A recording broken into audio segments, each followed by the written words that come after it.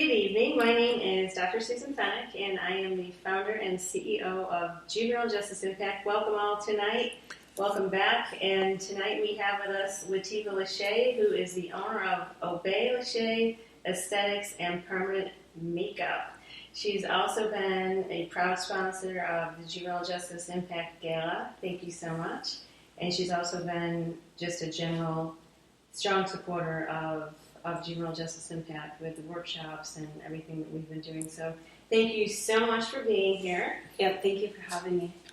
So tell us, how did you come up with the name Outliving Lashay Aesthetics, and how did this all start? You know, I wish I had like some really cool, crazy story. It's kind of simple. I was actually in school at NEMA here in Las Vegas for medical esthetician before I was certified for permanent makeup. They're still in the realm of beauty, but one's a license, one's a certification. And there's actually a friend. I won't give her whole name, but her name is Stevie. I called her Stevie Sweetie. She was a sweetheart. She just excelled at everything she did. She was a classmate of mine, and I was kind of brainstorming with some classmates, and one of them that came up was Outliving Lashay, because my actual name is Lativa Lashay. And I've always wanted to have my own brand and incorporate my name with it.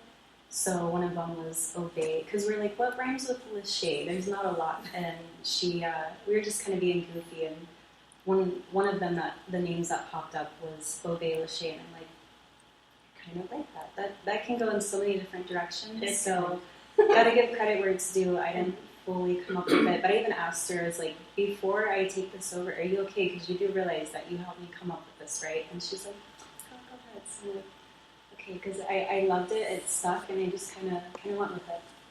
Nice. And what services do you offer? So right now I'm specializing in permanent makeup, but I am a licensed medical esthetician, but for now I'm focused on permanent makeup. So I do brows, I do lips as far as like permanent makeup and color, but I am looking to eventually expand and incorporate. I want it to be Outliving Lashay lash and brows. Oh, yeah, nice. So, lashes. Good person to be friends with.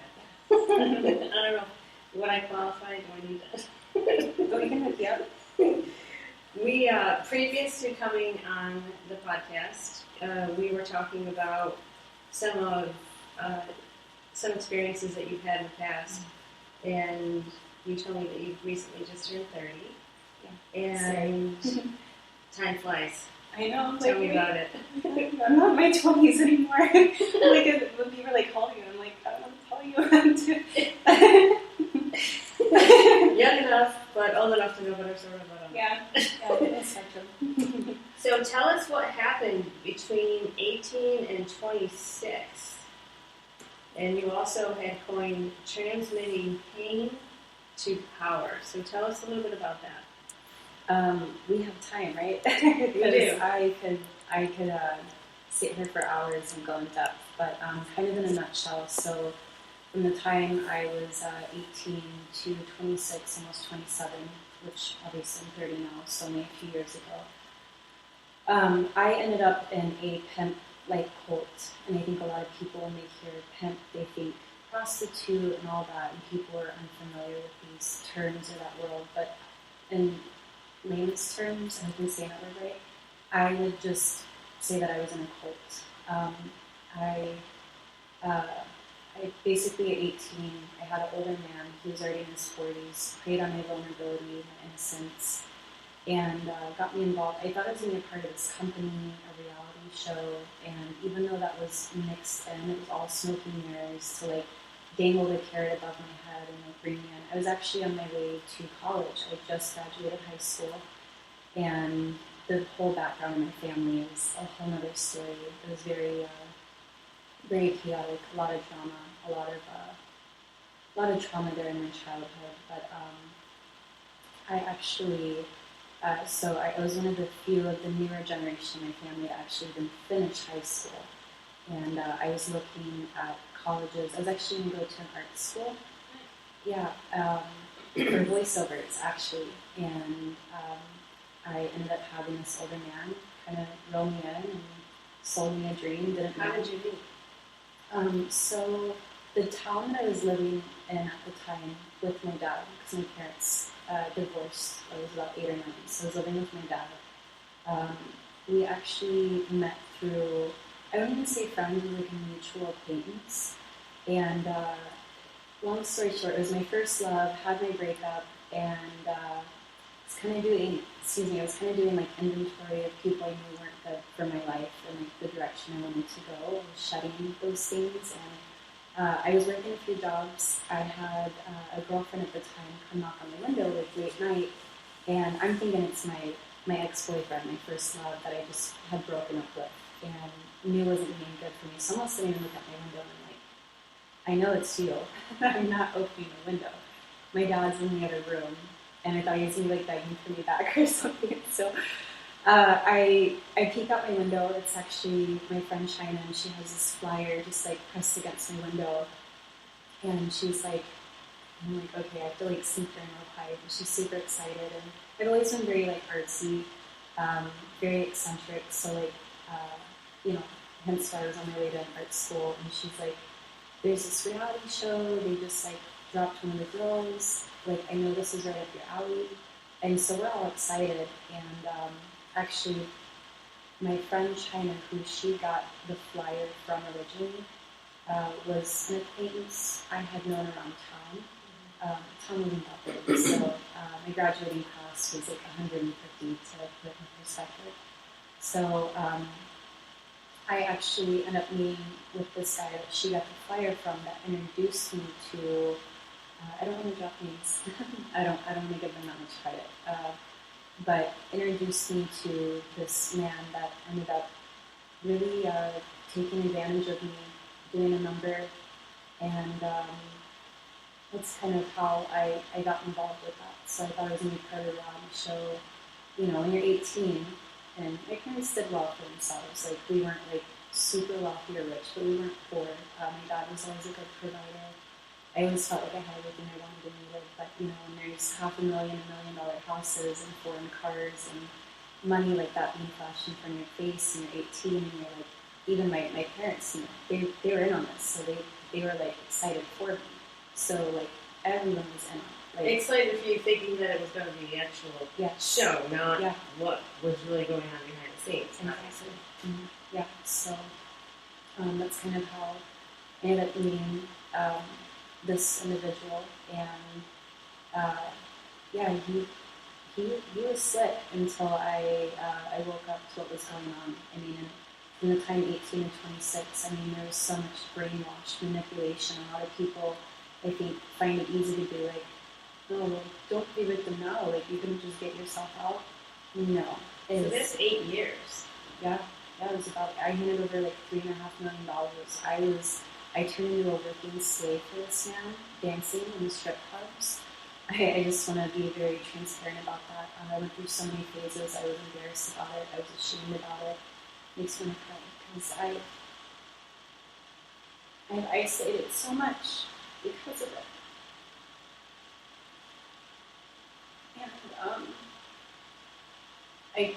And going through that, I got myself out. And I refuse to let that define me. I refuse to let that,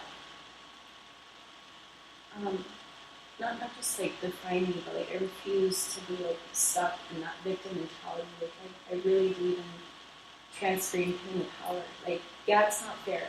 I still try to make sense of it. Why I went through that? Because I didn't sign up for that. Like, I was a young girl, having a man preying on me.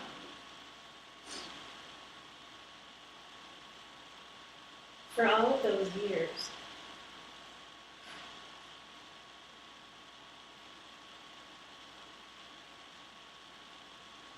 was there a time when you knew that it was not right? Yeah, this, this man, like, brainwashed me with God. Like, I was kept from family, from friends. I wasn't allowed to make friends. Like, I was worked 6 days a week for 7 consecutive years. Like, 60 to 100 hours a week. you know, when you're young, you're touching money like that from the strip club, and like, you know, I was safe for the most part because there's girls that get introduced to this lifestyle, and they have it way worse. And my heart goes out to all of them, and not just the women, the men, you know. So like to an extent, like I was kind of kept safe, making money the way that I was, because it wasn't prostitution. I wasn't having sex with people for money. I wasn't, if you don't mind if I can be just very transparent, like I wasn't having oral sex or physical sex for money. I literally was dancing in strip clubs making money. The club's rules were our rules, and that's, you know, one thing I'm grateful for. Because if coming into that, like if I didn't know or even been tricked that like it was going to be something physical exchange for money, I would have got myself out. You know, so I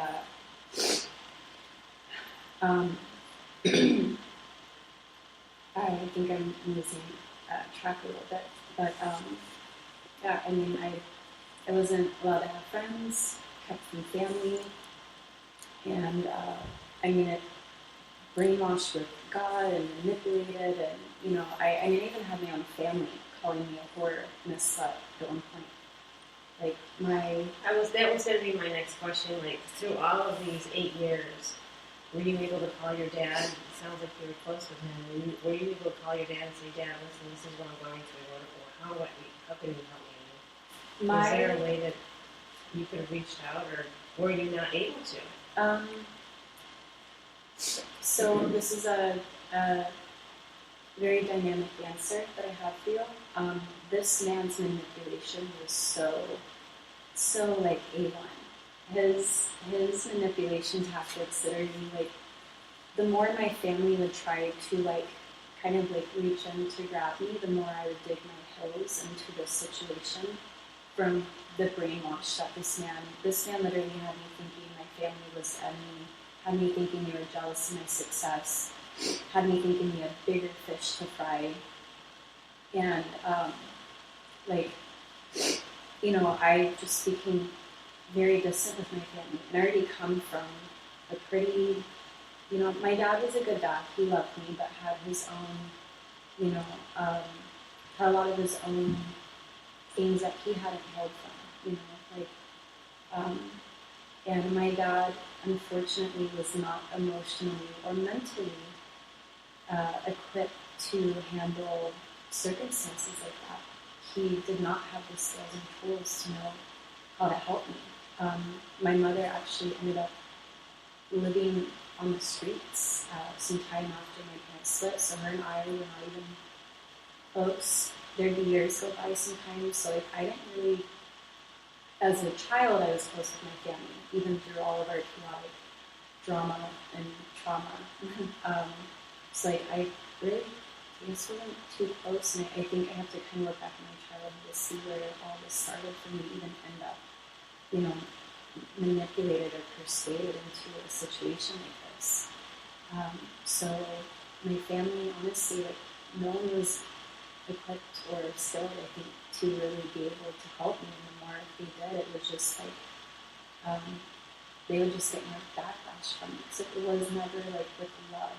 They didn't know how to do it in loving me. It was like them being hurt and coming from a place, because what mother, father, cousin, I grew up basically an only child, but like, who wants to see a loved family member on the outside? They can see what's happening.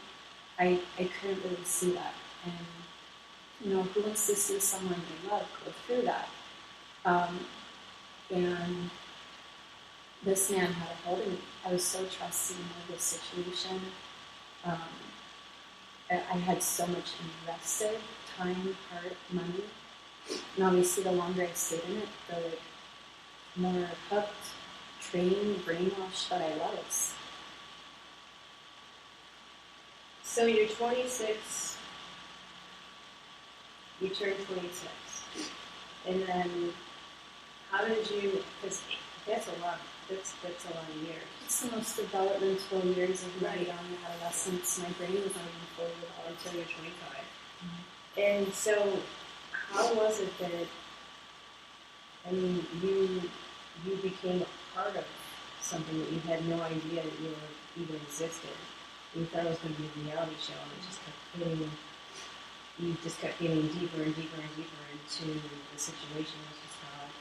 And then how was it that when you were 26 years old that you were like, all right, I'm out? How were you able to free yourself, so to speak, from 18 to 26 situation that you're in? So to be more direct to answer that, I just knew like the last, well, I guess let me kind of fast forward. When I came into that situation, it was so believable. I mean, we were actually, I'm famous where I'm from in Dallas. I'm originally from Dallas, Texas. And I wouldn't just say notorious, like I would say like I'm actually famous. I mean, it was so believable what this man was selling.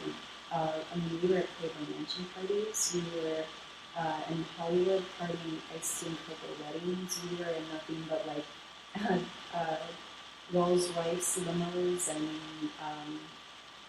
nothing but Phantom limos and like the latest Benz, like limos, like literally living the life, the party, the lifestyle, like even in Hollywood. We lived in Dallas, but at a place in California we go to.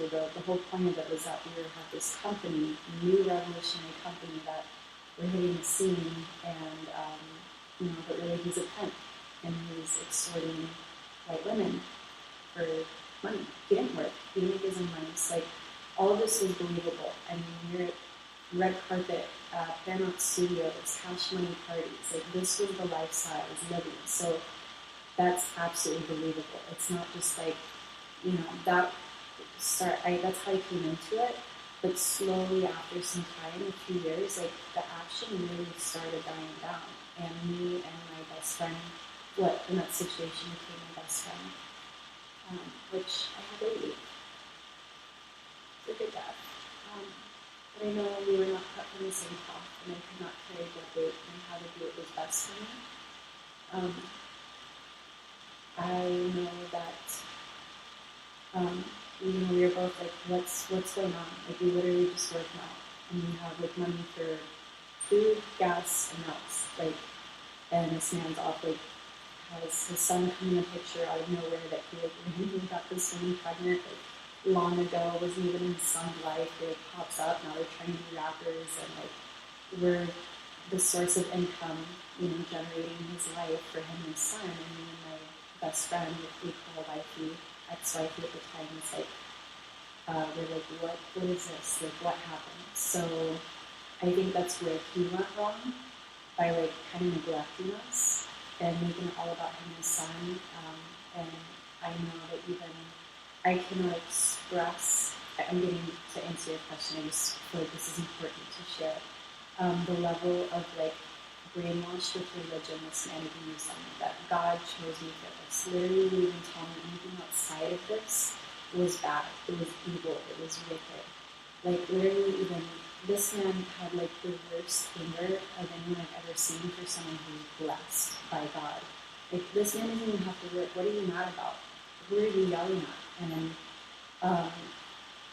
I just like the religious brainwashing was like on another level, and it's a whole other level playing it how to do. But towards the end, the last 2 years, weighed very, very heavy on my heart and mind, and I was so confused. I felt condemned. I was feeling guilty. I'm like, what is this? Why am I feeling this? Where is this coming from? I thought it was God. I thought it was God condemning me. And I'm like, what is this? Why do I feel like this? Like, I did not feel comfortable in my body, my skin, and I'm just like, I was not understanding. And just all of it started just kind of coming. It was like downloads basically of like, and it's so hard to be like real with yourself when you're already in balls deep in a situation like that, when you have so much time, heart, money invested, and you're like, no, I fell for that. It's so hard to be real with yourself. There's so many levels of guilt, of shame, of like wanting to believe that like you were right, and that you're waking up to the truth, and it's a hard pill to swallow, the reality of like all of this is fake. all of this was smoke and mirrors. I just gave my loyalty, my time that I will never get back. $3.5 million down the drain. Like, sure, in the moment I got to enjoy it, I had no freedom. I had no friends. I couldn't think for myself, speak for myself. Like, I think I was just like maturing as a person and as a woman. And I just started waking up to, like, it wasn't that I was feeling condemned, it was that I was waking up. And to the truth and reality of what I was doing. Right. And my ex-wife, we, in this situation, which was my best friend, it was really only the two of us for many years. And even when we tried to bring other girls around, we were like, and he'd always make it like, oh, we don't want bad apples in a good bunch. Like, that was always his statement. And so it just started weighing on me very heavy. And her and I started opening up to each other in a way that we weren't allowed to. We weren't allowed to talk about family. We weren't allowed to talk about our feelings. So was he monitoring you? Absolutely. I mean, there's even cameras inside and outside of our homes.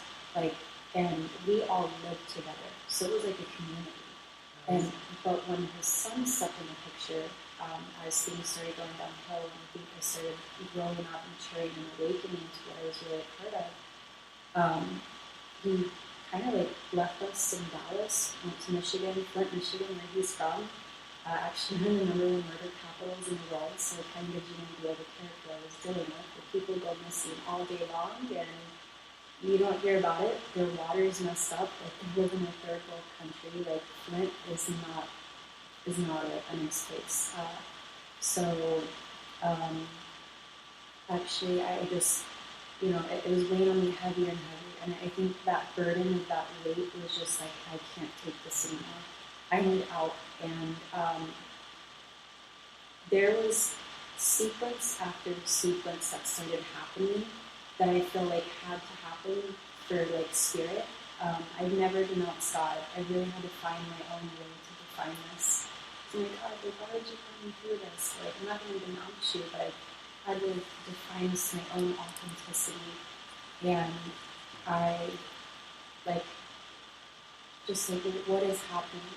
It was everything from, this man wouldn't even let me have my family at my home. My family for years didn't know where I lived. They'd never seen my home. I've been working so hard for this. Like, all I wanted was a birthday. About 2 years before I left. It was literally 2 years before I left where it was just one thing after another. I called tower moments that were like, just, I think these tower moments were happening for me to wake up, to get out. It was spirit of God, like, no baby, I have a bigger purpose for you. I need you out of this. Like, I need you waking up to this and, like, out of this. Whatever purpose, like, I still don't feel like it's fully defined for me, except for these things right here to kind of be a walking billboard and advocate for this. But it was just like, baby, wake up. We gotta get you out of here. I got a bigger purpose. We gotta go through this. There's still a reason. Just trust me. But we're gonna get out of this. And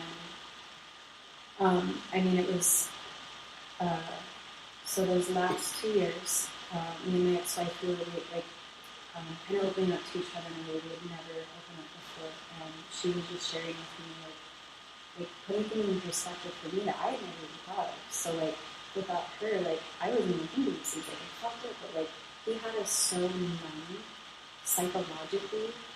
Like, thinking for myself was, like, so far as the north is from itself. Like, most people think for themselves. This man, like, this man just, like, had so much control. And so it's been like, oh, wait, like, we don't, like, this man was promising me credit restoration, savings, healthcare, dental. We never had any of this. The whole time I worked and handed over, like, $3.5 million, I never had a house in my name. I never had a car in my name. I never even had a bill in my name. And I'm just, like, looking like, okay, where am I right now in my life? What I've made. I have nothing to save, nothing to show for it. Holy shit. Whoa, okay, I'm waking up to this. And that kind of started, I remember I was just beginning to be very unhappy. I know he started feeling like he was losing control of both of us, and then started loosening up his grip a little bit. throwing things in there as a piece of to like make us happy. And he hated it. He hated that he had to do that because he knew he was using us because we're his money. He didn't make money at all. This man did not make his own money. He used us, these women, to make his money for him. And it was tower moments those last 2 years, opening with my ex-wife. We were being open with each other about what was happening, what we're seeing and experiencing. So then, literally the next big tower moment, it was my birthday. All I wanted was my family to be at my home. I begged him. And he knew he was losing me. And I'm like checking out mentally. And I'm just like, I'm not going to work. I want my family here. Yeah, my family will be here for my birthday. He was used to that. No, he wasn't. And I still didn't even know yet, but I had the power. He never did. No. Quick question. Where is he now? Was he ever held accountable? Did you guys, when you say ex-wifey, so this person that you were with, so you're no longer friends with him? It was like a death. I had to leave her behind. So I know that she wasn't ready. She had a daughter, not involved in the situation, but not from him, but she had a daughter, and she had more. She was actually from Flint, Michigan, and I just knew, and maybe I'm wrong. We were both on the same page with ready to leave, and even when I officially got myself out, I had a friend who had been in a similar situation. It was like she asked me a question and stuck with me forever. But it ate me up. She's like, how do you know she didn't want to live with you? I'm like, I know she did, but I know we were cut from different cloths. I know her heart. I know that she wouldn't be able to make that move and she would potentially jeopardize my exit, my escape. And that wasn't like an easy decision to make. Were you ever in a position to call the police? I mean, is he just out living this normal life? I don't know, like, you out there, you good, you surviving? Because I didn't hear nothing for years when I left, because the way I grew his ego, and it's not a game to me, it's just like the way that I did it, it was so perfect. It was just like, he knew not to comfort me. So this is a tricky one because he was so good at what he did, being slick, that it wasn't illegal it's weird, it wasn't illegal, but it wasn't evil. It was like literally just right on the line, right on the boundary. So he knew how to teeter that. He knew how to do that to a T. I will give him that. And so and the thing was, I had signed up for it willingly, not knowing what I actually signed up for. That's the biggest thing. And when I officially left, I left with a wardrobe set, or my wardrobe and a bedroom set. After giving 7-8 years of my life, $3.5 million to completely restart my life all over again. I left to a suburb area that I know this jurisdiction in Frisco, Texas was looking for him. They hated him. When they saw us on the Discovery Channel, they knew what he was doing and they wanted him so badly. He knew not to come in that jurisdiction. He was very afraid of the police. And it was never like, let me go snitch. It was for my own safety. Because this man had bragged to me about when I first got involved how this girl left him. And like they were honestly on boyfriend-girlfriend stuff. I think he actually really like low-key loved this girl, but he can't. He's a pimp. He's a gangster. He's gotta be hard. He can't love, like the way the streets glorify this is really, really sad. But so this girl leaves and she's teasing him with a new boyfriend that she got. And he always bragged how that same boyfriend was found dead in her trunk. And she had to keep calling back to him with her daughter. So I was up against potentially something like that. I don't know. A lot of people don't realize they're like, oh, why didn't you just get out? Okay, do you not realize that you are this man's bankroll? You make this man's money. And it's not funny when it comes to the money. You are potentially putting your life on the line. I'm talking murder. If you leave, or this man feels that he's losing control of you, it's not like just get yourself out, and it's not one of those types of things. So literally, when I officially left that situation, I was out. I did go to the Frisco police, and I might have this mixed up, if I'm not mistaken, I want to say it was Homeland Security. And basically, what they told me, they kind of interrogated me and treated me like I was a criminal. They sat there and they're like, yeah, we can help you. We can help protect you if you tell us right now that he had you prostituting. And like, if I told you that this man had me prostituting, I would be lying. Like, oh, okay, well, we can't help you. So I was basically on my own. There's nothing my family could do. There's nothing that, like, even is that federal level for Homeland Security? So I know it was beyond the police. I might have those branches mixed up, but it was not for my safety, you know, because I was in the suburb, rural areas, broad daylight, walking my dog, when I had just moved into a new place, leaving the situation, literally looking around, not knowing. Like, people were probably looking at me like, what's wrong with this girl? Is she okay? And I'm just like, literally broad daylight, like, traumatized, not knowing if this man's going to drive by and swoop me up, or like, be it in the clubs I was working at, but I still had to work. I had to go to managers. These managers did not cover that. There was a few places I had to go to managers and be like, hey, low key between you and I don't want any of this. I'm out of this. And I had a few managers, thank God, they're like cheering me on, like, thank God, like, I got your back. There was a manager I was actually, I didn't really make friends like that, but he was really cool. He understood, and he definitely made sure to help keep me protected, that the sun wasn't coming in or outside and moving. So, yeah, that was a very fine line as far as if I could call the police. If there's nothing you could do, you know. I willingly signed up not knowing what I signed up for.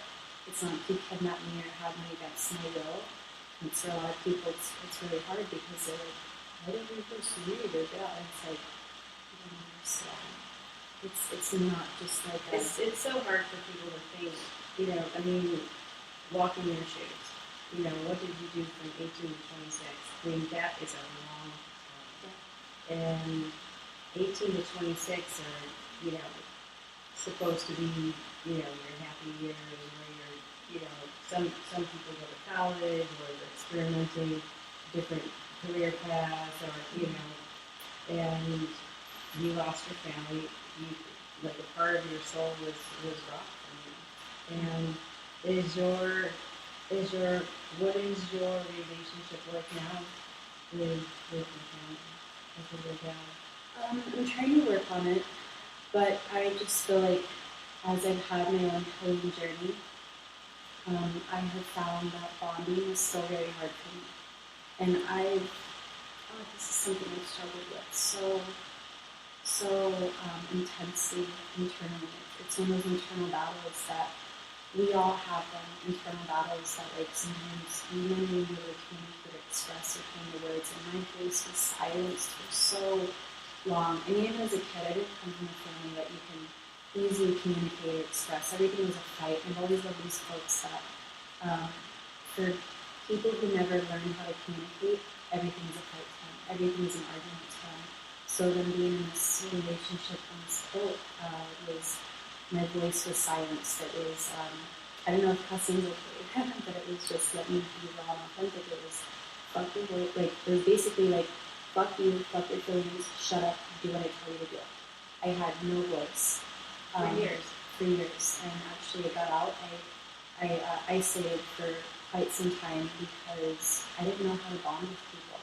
I literally did not know how to bond with people. I fought going to therapy because I was still in this weird place with the religious brainwashing that God was going to save me. God was going to fix my problems. I'm not trying to make that a mockery. It was like this really weird space of the trauma, the brainwash that this had done on my brain developed in this training, this environment that was not normal, real, or natural. Like, can't even explain.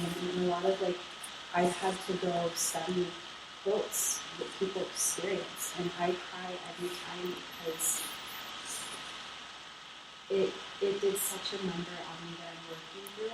I refuse to let that define me, but I also am authentic and understanding how this affected me on such a deep level when I'm working through it, and no one can do that work for me. So when it comes to my family, friends, I'm definitely cultivating, and it is an intention, it is a goal to cultivate healthy, loving, kind, safe relationships, because I've never experienced those. Even when I got out of that, I was by myself 2 years, I was prospering, doing really well, and then I thought I met what was the love of my life.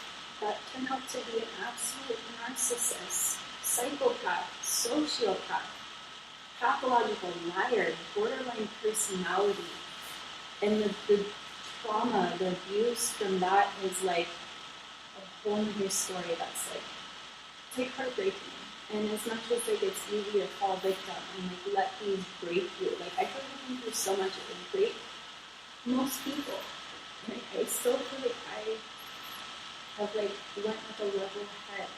I haven't like fallen into drinking and drugs or like self-soothing in negative, unhealthy ways, or turning to sex and sleeping around and, you know, like putting my internal problems on, like, what is it? I love this, like, looking to external solutions for internal problems. Like, I haven't sought other people that, oh, fix me, like, make me feel better, make me happy. That's my job, regardless, like, you know, and so yeah, bonding with people, and as I research people who've been through quotes or things traumatizing about me, the things they experience as like they have trouble bonding with people. And I still miss a lot of social cues. Sometimes I feel socially awkward, but I'm always trying to be there. And it's not something you have to pick and choose who you're vulnerable with.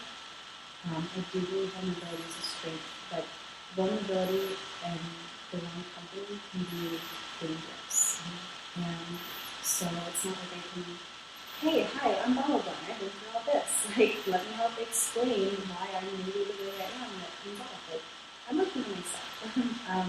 So yeah, bonding is still something hard, and I've noticed my own family, I feel like I've reached levels of consciousness in my healing and awakening that my family will never know anything about, because I am breaking generational curses. I came here on a mission, and it's becoming more clear to me why I went through all this. Where do you find clarity, and where do you find perhaps the strength to, like you said, you haven't found drugs or, you know, all these external things that you could have done. Where did that come from? I'm Scorpio.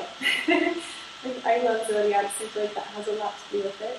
And I refuse. I think pride in certain aspects can be really, and ego can be very dangerous to toy with.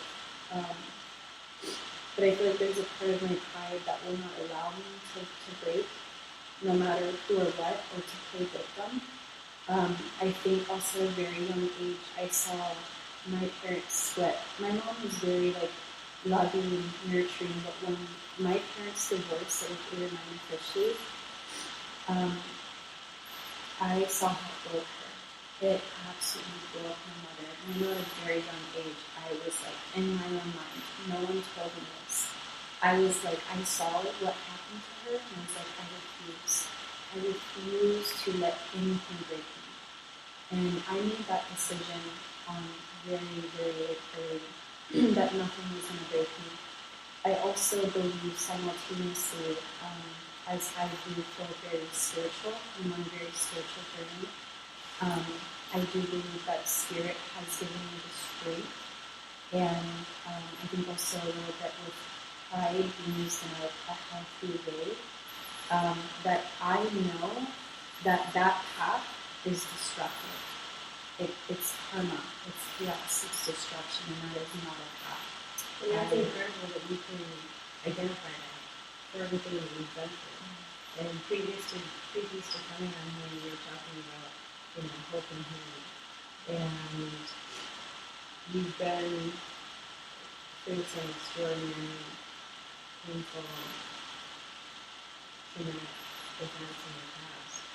And now you want to use that to heal. Previous to coming on here, we were talking about how you wanted to do some speaking, and you were need not, and you just clicked it away. And we've just always been in touch, right? I remember being on the phone with you for hours once, talking about some of your experiences last summer, I think it was. Yeah. And we've just always had this special little thing. And I'm so proud of you. And you've come so far, and you have this incredible company. And I just think it was great that you've been able to turn your pain into power. And she was at our Healthy Minds workshop, which was about healthy minds. I don't know how to put it right. Pretty simple. But no, you remember there was people there from several different mental health organizations, and I remember you spoke the most as a guest. I was just relating so much, and I know it. that there's a version of me that You kept raising your hand, and I was like, just bring her up front, put her on the panel.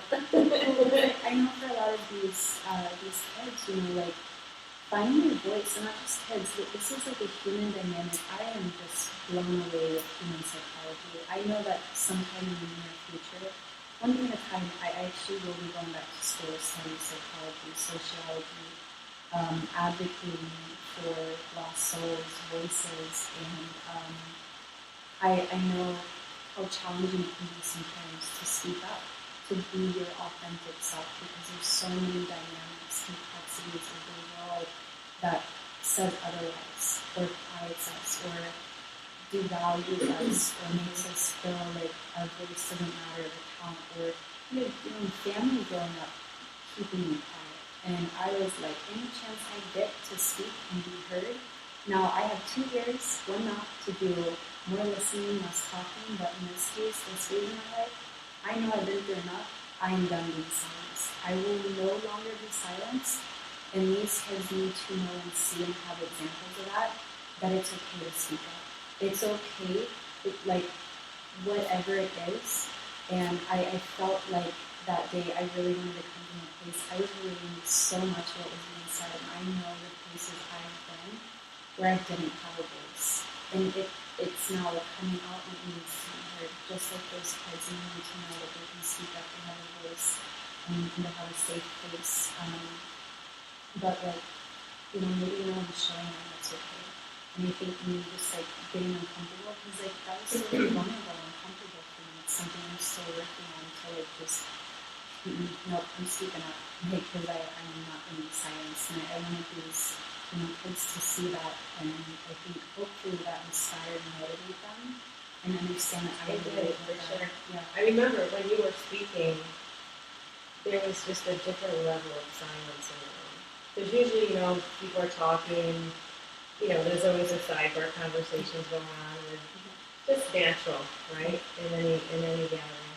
And I just remember there being a completely different level of silence when we were talking, because you'd be surprised how many people haven't walked in your exact shoes and haven't experienced your exact pain. However, they might relate to it on a level that's just so personal for them. Finding out of had this guy that manipulated them or so on and so forth, but there could be so many situations that are similar where they're like, oh my God, I'm not the only person. You know, and I feel like everyone really felt attracted, and they were like drawn to what you were saying, because it was just so strong.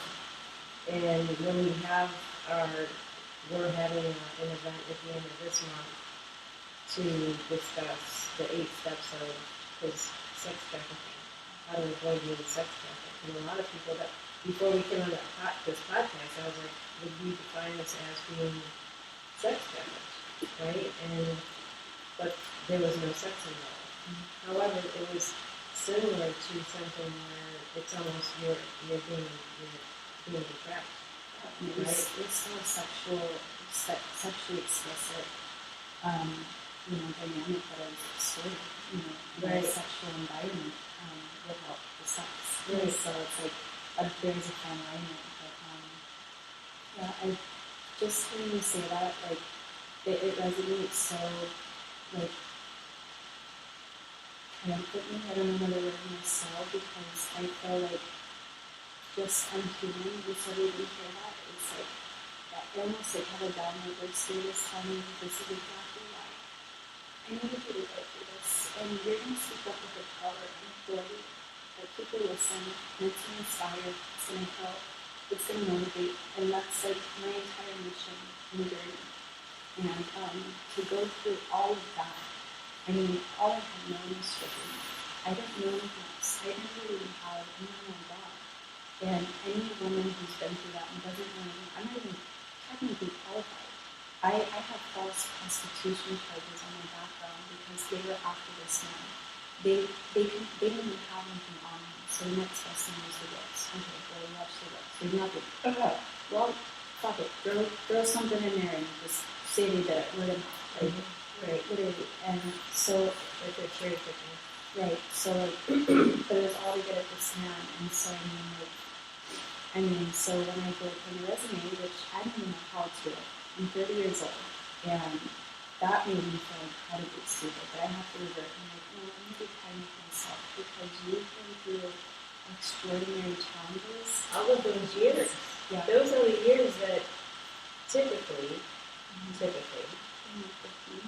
friends, growing, learning how to be an adult, and not only in naturally, you're applying, like we've all had our jobs out of high school. A lot of them. And you do the resume building, you do, the interview process. So you missed 18 to 26, and you missed a lot.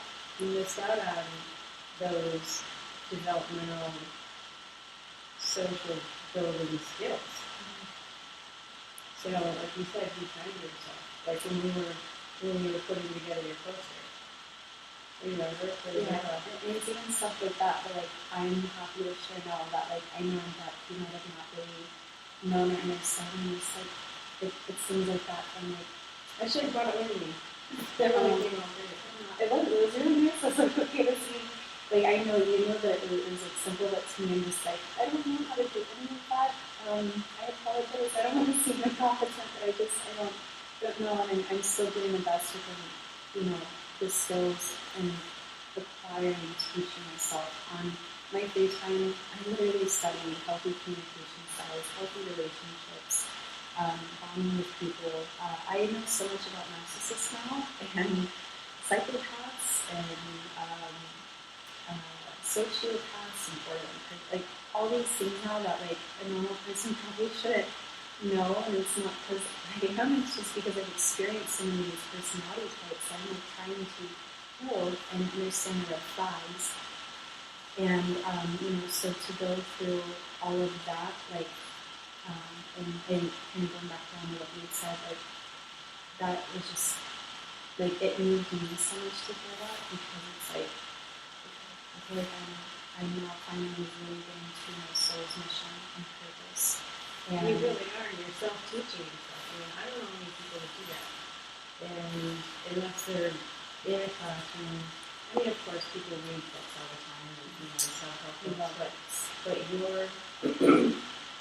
you're taking it to a different level where you're truly 100% doing it to educate yourself, to better yourself, to be that person that can inspire someone else, to teach someone else.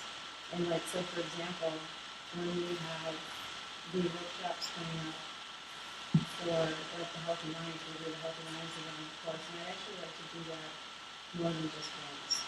And also get the parents involved as well. And get them more involved, I should say, because they're always there and they're involved, but instead of like, remember how they were sitting back on the back bleachers, so to speak. This year, and I was telling Dante, who's I'm the board of directors and works really closely with the CEOs, and this year, I really want the parents to become much more involved, and they can do more. And I think that because a lot of times parents they don't see what their kids are really going through because they're busy. They're busy and busy. And, the kids are busy. Everyone's busy. Whether it's school, sports, working two jobs, whatever it might be. And all of these really in-depth concerns in the communication is just gone. It's just not there. Or potentially their lack of guidance, their lack of their own skills and tools that is affecting children. I do believe in it's such a common topic that I communicate with my friends and close networks and that literally I personally, until I know that I've broken generational curses and ended cycles and I'm healed, that's a never-ending journey. But when I know I really am doing the work, and part of this for me, like being self-taught, is like I'm so determined, and that I know the mission and path of my life is clearly clearly, that I'm not going to be someone out here just like, health, but I'm overweight, or like just trying to talk the talk and not walk the walk. I'm very passionate about this. So if I even, like, peep or see someone else, I'm just like, no. And I'm not doing it for that reason. It's for me, but it's the way self-preservation. Right, and the way that I'm helping myself do the work and help to help others, because it's so needed. We are not taught these skills and tools, and I am searching for all the information, answers, and when I have these conversations with family, friends, my community about what they went through as kids, even one of these children that we work with through Juvenile Justice Impact, like, let's maybe not look at the child, let's look at the parent. Exactly. I hate to mean, but no, we gotta like, where is this coming from? And that's one of the reasons why, last year was great. We had great workshops. We had great involvement. I feel like we made a difference in a lot of people's lives. And mostly we hear from, and like you're saying, a lot of it comes from the parents. And building that communication skill, looking for the signs. So if the youth is, locked in their room, what's going on? If they're not talking, they're not eating, their appetite's changed. The grades have gone down, whatever it might be. There's always a reason, right? So, and that's one of the reasons why I feel it's important to get the parents more involved, or their guardian, or whoever it is that's in their life. And so that's one of the big differences that we're going to be, a big component that we're going to be adding this year. And I think it's wonderful when the guardian or parent is willing, because it's so hard to look at ourselves sometimes and take accountability. Accountability is something I really, really practice. It's a huge value of mine, taking accountability. And as humans, that can be really hard. We can be very stubborn to look at ourselves, and like so easy to want to put the blame up here and say, no, hold on, let's look at myself. And there's times when I'm like, I feel self-aware, but am I really being self-aware? I actually even double back on like, am I really being self-aware though? Like, because I don't want to be caught up in my mind believing a lie. That's not true. Right. And it's like, as much as maybe some of these kids are experiencing, like, it's like a personal decision of mine until I know that I'm fully healed and done the work. I personally don't believe in bringing children into this world because I might be doing more damage than good. And I'm trying to break generational curses and cycles and patterns. So the last thing I want to do is bring out into that and continue that. It stops here with me. That's a internal decision. When taught me that and told me that, that comes from inside, and he's also scared of leading in my path. And so I think sometimes these parents and guardians are potentially missing skills and tools that they didn't get, share them. And it doesn't matter what age, there's no judgment, I'm so happy to know that I will continue this journey for the rest of my life. There's so many skills and tools that we're just not taught or properly given, and one of them is being safe. And the people around you are supposed to love you and it kind of hurting them because they don't have the proper skills or tools. And it's something really a huge part of my journey in self-mastery and development. But giving myself a bit to help teach others. Sure. You're making yourself stronger to give that strength to others. And I think that with the previously for the podcast, we were talking about a lot of the workshops that we're doing out in our work and everything. Speak at the Healthy Feneck upcoming Healthy Minds one. And we'll probably have a lot of the similar people that were speaking last time. That was great, wasn't it? It was. And what an incredible turnout. And we did the vision boards, remember? I keep in all my goals, vision boards in the wall, but I love the vision boards. And it was just an activity, a different activity for these youth and the families and all of us. We had a great time, and it might have been, it may not have completely altered or changed, someone's life, but I think it was an exercise, so to speak, to just open your mind and see something different. Because sometimes these kids, they only have, it's this one that they don't have any diversity or anything else. So, of course, I hate to say narrow-minded, but they only have that one mind to not be. And it's not their fault. No, it's just it's their environment. And what they're exposed to, or completely what they're not exposed to. And I think that's what's been great about having the opportunity to do these different workshops with the youth. And I just think that what we're going to do this year, we're going to be doing them every month. And for example, the one that we have coming up on February 12th is going to be, we're going to bring in construction paper and have all the kids and the families all make Valentine's Day cards. I'm telling you right now, you go to Walgreens, cards are like $5 now. I'm thinking if the youth has $5, they're not going to Walgreens and spend it on a card. It's just too expensive, And I just think it'll be a nice way to have the kids, the youth, and the families make something. And the togetherness. The togetherness, for sure. And who doesn't have a cute little DIY, like male and female, masculine and feminine, but also the togetherness and being practicing that, because how often, as you said, is everyone's so busy in the day-to-day, do we really take time to just sit down and make something homemade? Right, and really, I don't want to be cliche, but the thought that counts, but when you make something yourself and put your heart into it and enjoy it, and granted, maybe there's some kids that that's not cool. That's not cool at all. Wait, hold on, that's not cool. Right, just find a way, I will come in there as mascot, I'll hype it up, whatever you need me to do, go crazy with throwing paper around and making cards and getting other people hyped, I'd love to be that person. So I'm here. Definitely. We can invite you to we'll invite you to all of them, and you can be the hype person. The hype mascot. The hype mascot. But no, seriously, and the whole point of that is to just open their eyes to something different. And it was, it's been great, and we have a great calendar year set ahead of us. And definitely join us on the 28th for our scheme at the Mayor's Chambers. And I think that a lot of the people always come together for the similar interests, right? So, you weren't technically sex trafficked, but you were in a space that was very similar. And both abuse, all right. sorts of abuse throughout my whole life, and learning that shit now. Yeah, Learning your boundaries.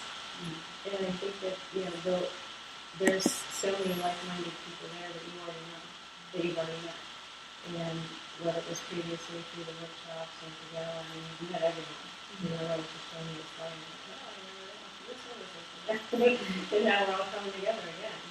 And that's the whole point of it. And I think that was a great feeling. And, hearing the stories and seeing the documentary, and it definitely give you the calendar for all the workshops coming up and keep you involved. And, we talk frequently as it is, so we can keep each other posted. And just thank you so much for sharing your incredible experience, and I hope that whoever's listening, if they've gone through something similar, if this gives you just an ounce of hope that you can heal and you can overcome and motivate yourself, and look at you now, you're in the company. Yeah, Wow. I hope that's a major part of my journey. I just want to help people turn their pain to power, because no one is exempt from it. We all have our own journey, and it's not just all about me and what I've been through. It's just me being vulnerable and sharing and openly what I've been through to help people connect on a deeper level and understand, wow, I wouldn't even expect, she looks like a Senator Barbie. She went through all that. Well, yeah, no, it wasn't an easy journey. It wasn't, I think people are going to work for you, people just accept you. No, I've worked for everything I have, and I've worked my ass off, and I feel like I'm barely getting started. I mean, it is a dream to not only grow my company, but to be a household brand name, and to expand multiple locations to have, I had an abusive childhood, abusive adolescence, and adulthood. I knew nothing but stripping. I just finished my and went to school. I now have and just opened my first location for my business school, Outliving Aesthetics and permanent makeup, and I plan to grow and expand my team this year. This is not a season in my life that I can do everything on my own. To create capacity for growth that involves growing an amazing team. I definitely want to center that around women, and I want to be a feminine leader and empowering women, especially. And I feel like I'm just getting started. I have books on the way. I've been looking at more speaking events. I'm so thankful for having me today. It just feels so right, advocating for sex trafficking victims, court survivors, I call it thrivers, and I plan to do so many cool things that even though my 20s were taken from me, where we're experimenting in careers, and I feel like I have so much clarity in my truth and the path I'm supposed to take. I've never had so much clarity in my life of my purpose, my destiny, and I'm just getting started. So if I went through all of that and have overcome and transmuted this pain to power, I am positive that I have the ability and power to inspire and motivate others to do the same. You did, 100%, and I'm so proud of you.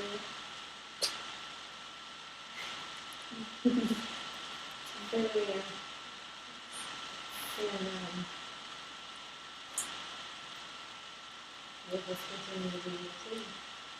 If we have in the past and now and in the future. Never always. Well, thank you again so much for sharing this incredible story.